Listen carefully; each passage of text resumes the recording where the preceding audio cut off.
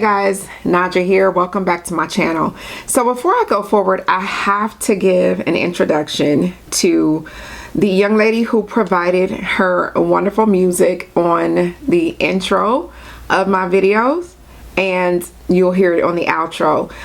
If you are someone who watched the last video I did, it was a few of you who commented and was like, wow, I love the new music on the intro. So this is Tian Allen, guys.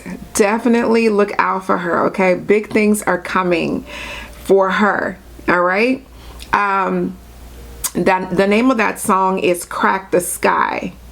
Now, she has another song that is called Unconditional Love, which is available on all platforms right now. So I just downloaded it on my Apple Music.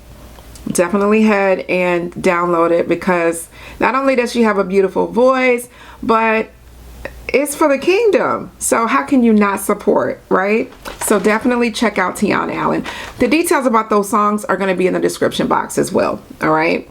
So welcome to guys who are new. I welcome all of you. Please go ahead and subscribe, like this video, share it. And if you are returning, welcome back, and welcome to all of those who have just recently subscribed. I want to say thank you so much for liking. Thank you for subscribing and joining this community. Okay. Now this video, guys, is going to be quick and simple.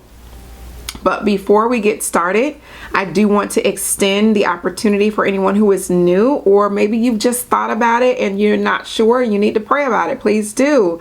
But if you need coaching, head over to my website, sign up for a consultation. I assist people with their walk with the Lord, learning more about how to gain access to know what their purpose is, if they're confused, if you're coming out of certain practices or sinful behaviors and you just don't understand what you need to do in order to get right with the Lord.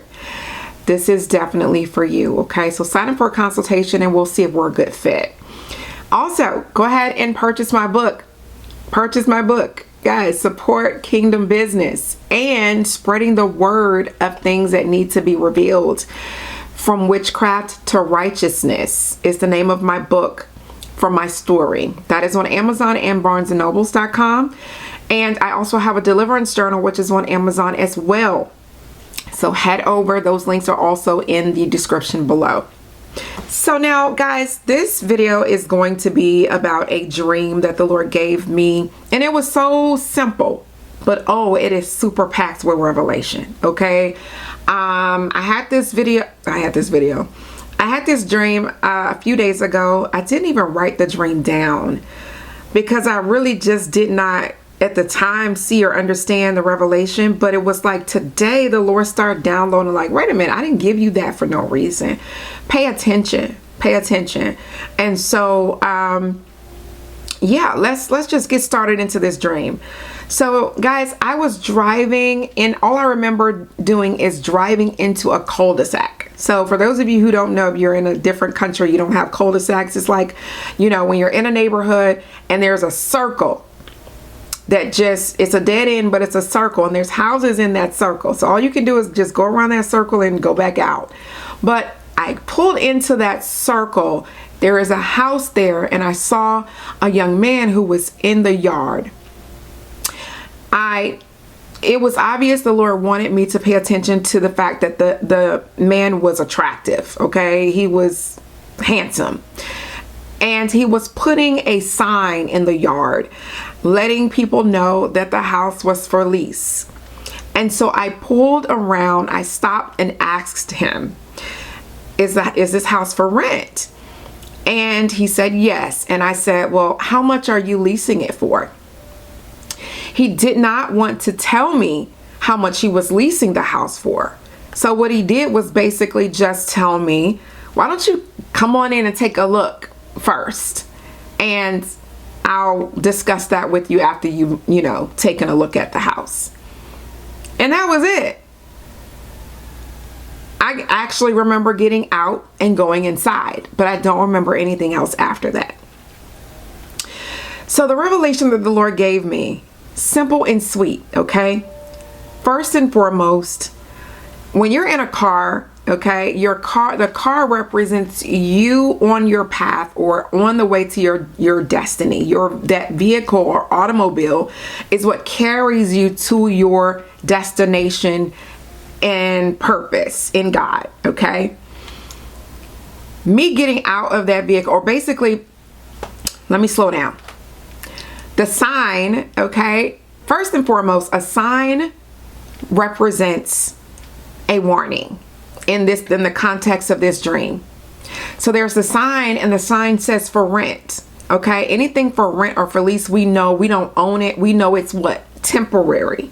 It's not something that we're going to always have access to. It is for a period of time. Okay, it is for a season, I will say. And a house represents a person, an individual.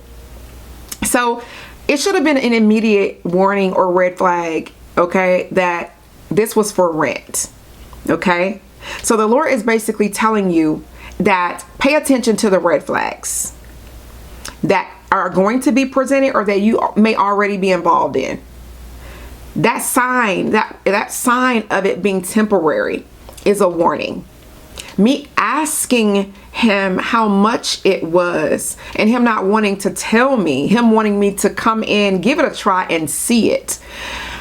He was hoping that I would be, I guess, lured in by the aesthetics, or that it would look good and that would cause me to desire to stay or to choose it. All right. So if you're looking at it from a spiritual place, the Lord is basically telling you that while you're on your path, while you're headed to your destiny, do not stop for something that's temporary.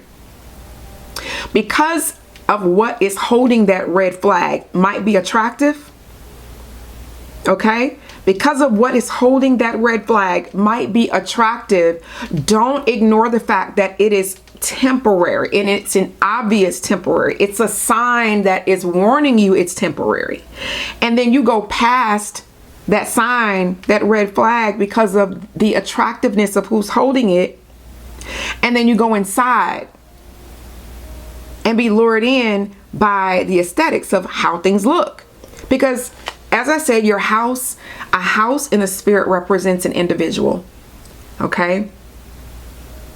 So you getting involved with someone and you think that because it looks good on the outside, it's not until you get involved with that person or that situation that you then begin to see and recognize that what looked good, okay, was actually covered up by, I don't know, but it was covered up. Okay, it was covered up. And so you need to be paying attention to the fact that these things that are covered, they're covered until you actually get in. So for example, when you rent a house, you might go inside and it might be gorgeous. There may be new paint, there may be new carpet, there may be new appliances. Okay, everything might seem brand spanking new, but then once you move in is when you start seeing that the plumbing is screwed up, the electricity is screwed up. Okay, the appliance begin to fall apart. So it won't be exactly what you thought. Okay. And then before you know it, either at the time the lease is up in 12 months or before, you're ready to go. But yet you've already moved in and you signed a contract. Right? So you have to then stay and deal with it. Now, that's not to say if you got involved with a person that you have to stay and deal with it, but this could be for any other situation. Okay, so I know I've said a lot, so let's just recap. Do not allow your path as you are on your destiny to be derailed by something or a sign that is clearly visible that it's temporary. That sign represents a warning. Don't be fooled by the package or of the person or situation that's holding that warning. And because it looks good and it looks appealing, don't allow that to cause you to pass over that red flag and ignore it, to go inside and get to know it and fall victim to the aesthetics. Okay? Because what's behind those aesthetics is something that is not for you. Because right now we're not looking for temporary.